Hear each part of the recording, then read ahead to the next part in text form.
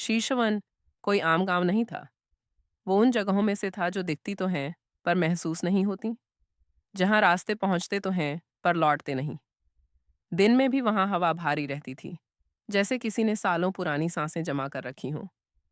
रात को तो हाल और बुरा था। कुत्ते बिना वजह रोते, बच्चे नींद में चीखते और औरतें अचानक दिया बुझा देतीं, बिना जाने क्यों। गांव के उत्तर में फैला जंगल किसी जख्म की तरह था, हरा घना और अंदर से सड़ता हुआ। उसी जंगल के बीच खड़ी थी वो हवेली, जिसे कोई नाम नहीं देता था। लोग उसे सिर्फ वो जगह कहते थे। 20 साल पहले उस रात आसमान लाल था, बादलों की वजह से नहीं, आग की वजह से। गांव के बीच शोर था, नारे, गालियां, डर और झूठा साहस। चुड़ैल है, बच्चों को खा जाएगी, अगर आज नहीं जलाया तो कल सब मरेंगे। भीड़ के बीच एक औरत खड़ी थी, हाथ बंधे, कपड़े फटे और आंखों में डर नहीं, हैरानी थी। उसे समझ नहीं आ रहा था कि उसका कसूर क्या है। वो औरत शारदा थी, एक माँ, एक पत्नी, एक औरत जिसने कभी किसी का बुरा नहीं चाहा। पर उस साल गांव में बच्चे मरने लगे थे, फसल सूख रही थी और इंसानों को किसी को दोष देना था। तांत्रिक आया, उसने हवेली की ओर इशारा किया और शारदा का नाम लिया। जब आग लगाई गई तो शारदा चिल्लाई नहीं, उसने बस अपने बेटे की तरफ देखा। भीड़ के पीछे खड़ा एक 8 साल का लड़का, अमन, और कहा, सच को मत जलने देना। आग भड़की, हवेली जली और शारदा टूट गई, मरी नहीं, टूटी। वर्तमान अमन की उंगलियां कांप रही थीं जब उसने शीशवन की मिट्टी छुई। 20 साल बाद भी वही गंध, जली हुई लकड़ी, गीली मिट्टी और डर। उसके पिता कभी इस गांव के बारे में बात नहीं करते थे, माँ का नाम तक नहीं लेते थे। पर मरने से पहले जो खत छोड़ा था, उसने अमन को यहाँ खींच लाया। हवेली के नीचे जो है वो कहानी नहीं, मैं सच है। गांव वालों ने अमन को देखा तो पहचान लिया। डर फिर लौट आया। इसी का बेटा है, वही चुड़ैल का। इसे यहाँ नहीं आना चाहिए था। अमन ने सुना और चुप रहा। पहली रात रात होते ही बिजली चली गई। ये नई बात नहीं थी। शीशवन में अंधेरा जल्दी आता था। अमन जिस घर में रुका था, वहां आधी रात को किसी ने दरवाजा खटखटाया। खटखटाना नहीं था, नाखूनों से खरोंचना था। जब उसने दरवाजा खोला तो बाहर कोई नहीं था, पर जमीन पर गीली मिट्टी से लिखा था, तू देर से आया। हवेली फिर से अमन जंगल की ओर चला। कदम खुद चल रहे थे, जैसे कोई खींच रहा हो। हवेली अब जली हुई नहीं थी, वो खड़ी थी, सांस लेती हुई। दरवाजा अपने आप खुला। अंदर ठंड नहीं थी, अंदर उदासी थी।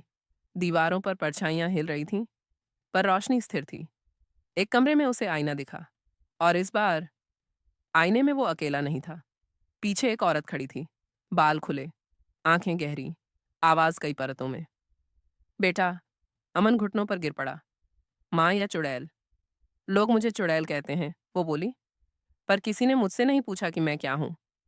उसके चेहरे पर जलने के निशान नहीं थे, वो अंदर जल चुकी थी। मैं बदला नहीं चाहती थी, उसने कहा। मैं बस चाहती थी कि कोई सच बोल दे। हवेली के फर्श से आवाज आई, जैसे कोई नीचे से दीवारें कुरेद रहा हो। माँ की आंखें बदल गईं। पर अब वो भी जाग चुका है। कुएं का भूत, गांव के पुराने कुएं से उस रात बदबू उठी और पहली लाश मिली। शरीर सही था, पर चेहरा जैसे अंदर से खा लिया गया हो। लोग बोले, चुड़ैल, पर जंगल में कुछ और हंस रहा था। वो तांत्रिक जिसे कभी कुएं में फेंका गया था, वो मरा नहीं था, वो सड़ता रहा, जिंदा। अब उसकी आत्मा भूखी थी, और उसे चुड़ैल मिल गई थी, एक माँ की पीड़ा और एक भूत की भूख। ये मिलन विनाश था। हवेली की दीवारों में अब आवाजें रहने लगी थीं, ऐसी आवाजें जो साफ सुनाई नहीं देती, पर दिमाग के अंदर लगातार बोलती रहती। अमन को पहली बार एहसास हुआ कि डर हमेशा चीख कर नहीं आता, कभी कभी वो फुसफुसाता है, और जब तक समझो, तब तक वो तुम्हारे भीतर घर बना चुका होता है। गांव में तीसरा पहर हमेशा सबसे खामोश होता था। उस समय न कुत्ते भौंकते, न पत्ते हिलते, बस सांसों की आवाज आती थी, ऐसी सांसें जो किसी शरीर से नहीं निकल रहीं। अमन हवेली के भीतर बैठा था, उसके सामने उसकी माँ, या जो कुछ भी अब वो बन चुकी थी। तुझे डर लग रहा है, उसने पूछा। अमन ने सिर हिलाया। डर जरूरी है, वो बोली। डर नहीं होगा तो सच मर जाएगा। नीचे से फिर वही आवाज आई। दीवारें जैसे अंदर की तरफ सिकुड़ रही थीं। वो ऊपर आना चाहता है, माँ ने कहा, और अगर आया तो किसी को नहीं छोड़ेगा। कुएं का सच। अमन उस रात कुएं के पास पहुंचा। गांव के बीच खड़ा वो कुआं अब किसी मरे हुए मुंह जैसा लग रहा था। उसने नीचे झांका। अंधेरा नहीं था। नीचे कुछ हिल रहा था। एक चेहरा उभरा, सड़ा हुआ, आंखों के गड्ढे खाली और मुंह जरूरत से ज्यादा खुला। भूख, वो फुसफुसाया। अमन पीछे हट गया, पर उसके पैर नहीं चले। तू भी उसी का खून है, आवाज आई। तू भी मुझे चाहिए।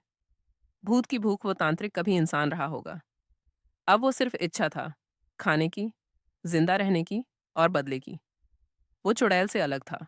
वो दर्द नहीं समझता था। उसे बस पेट भरना था। हर रात वो किसी को छूता और भीतर से खोखला कर देता। लाशें अजीब होती, बाहर जिंदा, अंदर मरी हुई। माँ का अतीत। हवेली में माँ ने अमन को सब दिखाया। कैसे उसे बांधा गया, कैसे तांत्रिक ने उसके माथे पर राख लगाई, कैसे गांव वालों ने आंखें बंद की। मैं जलते हुए नहीं मरी, उसने कहा। मैं जलने के बाद जिंदा रही। उसकी आत्मा हवेली में अटक गई और तांत्रिक की आत्मा कुएं में। दोनों एक ही पाप से जुड़े थे, पर दोनों अलग रास्तों पर। समझौता। जंगल के बीच एक रात दोनों मिले। चुड़ैल शांत थी, भूत बेचैन। तुझे इंसाफ चाहिए, भूत बोला। मुझे भूख। गांव चाहिए, चुड़ैल ने पूछा। सब। उसने आंखें बंद की। पर बच्चे नहीं, वो बोली। उनका कसूर नहीं। भूत हंसा। उसकी हंसी में हड्डियां खड़कीं। मैं वादा नहीं करता। पहला बच्चा। अगली सुबह गांव का सबसे छोटा बच्चा बोल नहीं पा रहा था। आंखें खुली थीं, पर कुछ देख नहीं रही। माँ चीखती रही। बाप दीवार पीटता रहा। चुड़ैल ने दूर से देखा। उसकी आंखों में पहली बार गुस्सा आया। तूने वादा तोड़ा, उसने कहा। मैं भूखा था, भूत बोला। अमन का बदलना। अमन की नींद टूटने लगी। वो सपनों में गांव देखता, जलता हुआ।